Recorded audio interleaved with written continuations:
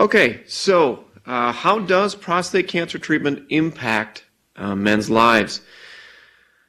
There's many obvious things that you always think about, whether the type of treatment you get, the psychological impact. But if we look at kind of some of these more lifestyle issues, the most common long-lasting side effect of either prostate removal for prostate cancer, prostate radiation, freezing the prostate, or using hormones to treat prostate cancer is erectile dysfunction. In addition, whenever we treat the prostate, we can have collateral damage that causes problems with urinary leakage. And so some men, after they have their prostate treated, they don't feel comfortable leaving the house anymore because they're afraid that they're going to leak urine, that kind of thing. The penis is a use it or lose it type organ. So after having a surgery like a prostate removal, there's a time where things don't work very well at all, and in that time period it is not uncommon for the penis to actually decrease in size and develop a new curvature.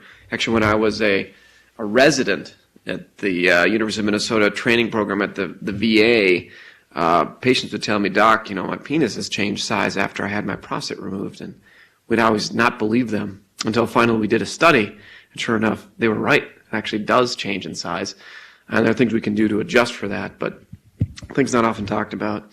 And obviously all these issues can affect how men feel about themselves and how their partners perceive them and how their relationships are affected. So the purpose of tonight's talks is to let everybody know that we can treat these things effectively. So let's talk a little bit about basic anatomy. So the normal prostate is a walnut-sized gland, and on the picture here you can see it. So it surrounds the urethra, and the primary role of the prostate is to produce semen, which transports sperm. Keep in mind that the nerves that cause erections in men run right next to that prostate, and then the valve that helps control whether or not you can start or stop your stream, whether or not you can hold your urine when you cough or sneeze, that is right underneath the prostate. So this is a picture out of a surgical atlas, and this is something that somebody in training would look at before they do a surgery. And I just want to illustrate this here. So this is the bladder, and this is the prostate, and that gets removed, and then this stump of the urethra gets connected to the bladder here once it's removed. You can see this picture here. But if you really pay attention, there are all these little nerves running underneath the prostate right here, and then the sphincter, that valve that helps control the urine, that's right here. So whenever we do anything to the prostate, whether it cut it out with a knife or hit it with radiation beams or freeze it, there's collateral damage which can cause A, the penis not to work, or B, you to cause leakage of urine when you cough or sneeze or dance or swing a golf club. So that's why this problem happens.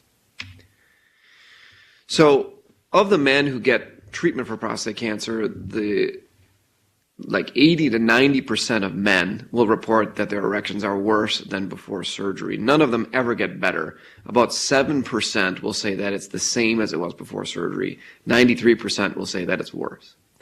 Same thing for stress incontinence or leakage of urine. It's very rare to have stress incontinence prior to this type of surgery, but it's quite common to have it afterwards. And about a year after the procedure, it's a variable rates, which Dr. Veers and Dr. Elliott will talk about, but anywhere from 10 to 70% of patients will complain of some new leakage because of these procedures or radiation, etc.